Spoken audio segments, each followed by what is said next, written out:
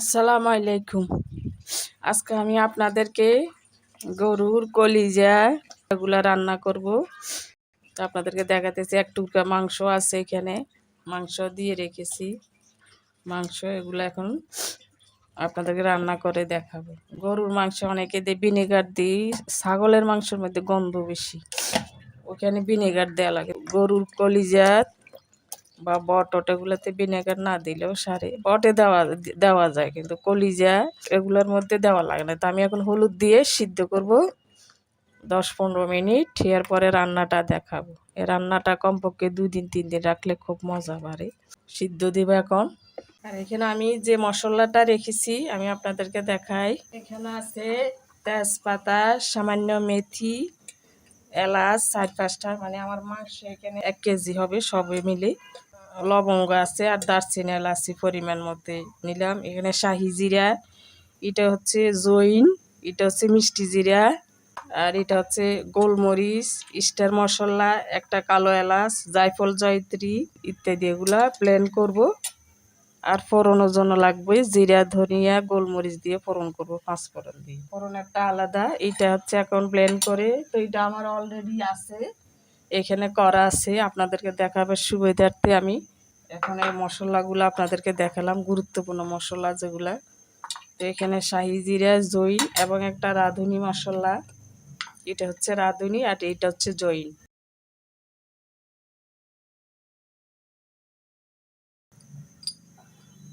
এই রাঁধুনি এবং জৈন একসাথে রেখেছি পাশাপাশি, দুইটা একই রকম দেখতে। এখন হলুদ দিয়ে মেখে রেখেছি, এগুলো এখন সিদ্ধ করব 10 মিনিট মতো সিদ্ধ করব। গন্ধটা, হলুদ দিলে গন্ধটা দূর হয়ে যাবে। এখানে একটা মাংস দিয়ে রেখেছি, মাথার মাংস, এটা দিলে মজা বাড়ে। এটা এখন সিদ্ধ করব 10 মিনিট। আর এখানে আমি সরবির তেল বাইর করছি, সরবির তেল দিয়ে আমি আজকে রান্না করব এগুলা।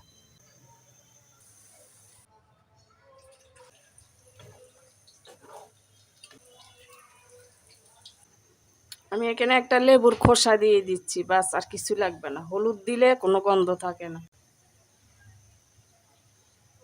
তো আমার সিদ্ধ হয়ে গেছে অলরেডি, 10-12 মিনিট হয়ে গেছে।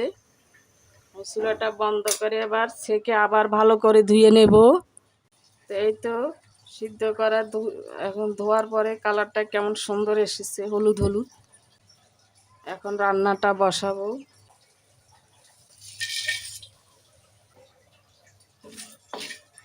এরপরে ফোড়নের মশলাটা করতে হবে।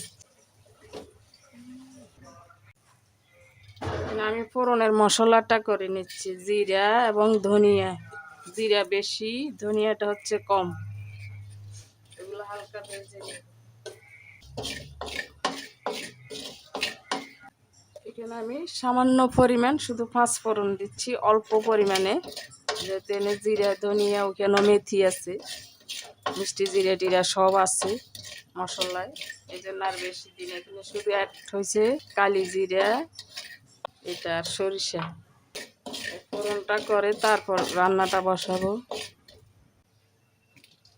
4-5টা গোলমরিচ দিয়ে দিলাম। আমি এখানে যে চর্বিগুলো নিয়েছি, চর্বি তেল দিয়ে রান্না করব।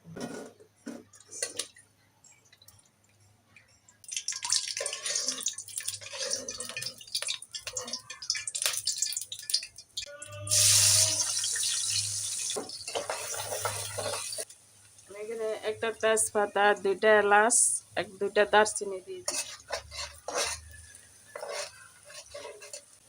এটা চর্বি দিয়ে যত রান্না করা হবে, সিদ্ধ করা হবে, তত স্বাদ বাড়বে।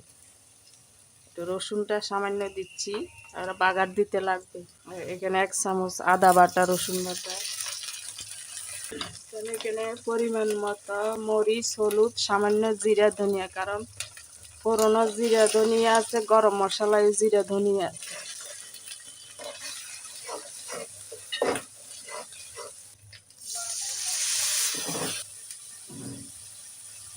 সামান্য লবণ দিচ্ছি, যেহেতু এটা ভুনা করবো, লবণ বেশি দেওয়া যাবে না।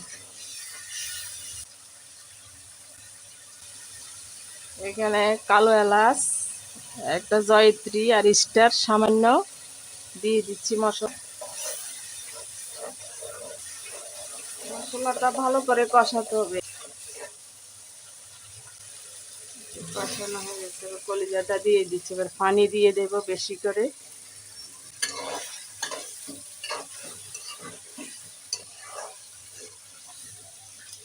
এখানে একটা মাথার মাংস দিয়েছি, কারণ কলিজাতে একটু মাথার মাংস দিলে মজা। একটু কষাবো 5 মিনিট, তারপর ঝোল দিয়ে দেব।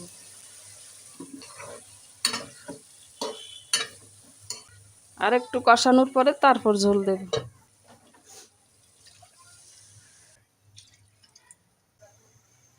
এই পানিগুলো সব টানিয়ে একদম সিদ্ধ করে ফেলবো, নরম করে ফেলবো।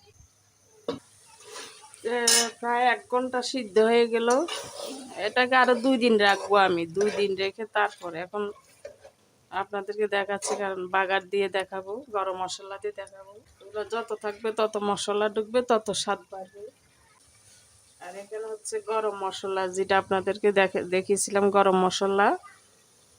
এই গরম মশলার গুঁড়া এখন ভালো করে নেড়ে ছেড়ে আরও 5-10 মিনিট সিদ্ধ করব। একদম শেষে বাগার দেব পেঁয়াজ এবং রসুন দিয়ে।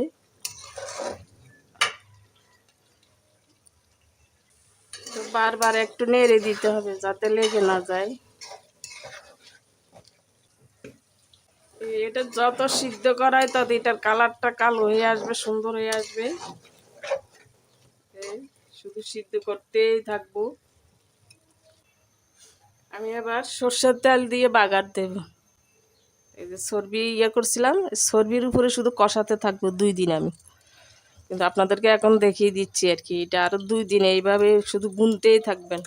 তারপর এটার ভিতরে যত তেল ঢুকবে, যত মশলা ঢুকবে, তত স্বাদ বাড়বে।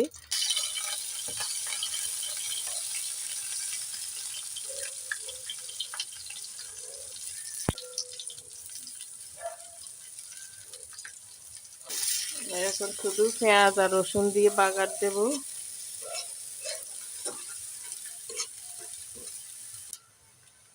পেঁয়াজটা এখন লাল লাল হয়ে আসছে, একটু বেরেস্তার মতো করে নেব।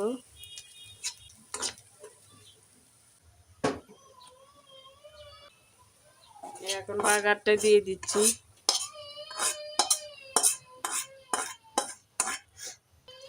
এখন ভালো করে নেড়ে ছেড়ে আরও 5-10 মিনিট রাখবো, তারপর আপনাদেরকে দেখাবো। কিন্তু আমি আরও 2 দিন পরে খাবো এটা। এই 2 দিন শুধু কড়াইয়ের মধ্যে ভুনতে থাকবেন, যত ভুনবেন তত তেল বাইর হবে। এখন দিয়ে দিচ্ছি একটু লেবুর রস, সামান্য একটু হালকা চিনি দিচ্ছি, শুধু লেবুর রসটা একটু টক বেশি। এইভাবে রান্না করে 2 দিন 3 দিন শুধু তেলের উপরে ভুনতে থাকবেন। এই যে তেলগুলো আছে তেলের উপরে, তারপর ভিতরে সব ঢুকে তারপর খাওয়ার উপযোগী হবে। এখন আপনাদেরকে দেখানোর জন্য আমি তাড়াতাড়ি করে ফেলছি, তারপরও 2 ঘন্টার মতো সিদ্ধ করছি। তো আমার হয়ে গেল কলিজা রান্না। ঠিক এভাবে রান্না করে কড়াইতে আরও 2 দিন রেখে রেখে শুধু তেলের উপরে ভুনতে থাকবেন। এটার টেস্ট আরও দ্বিগুণ হতে থাকবে।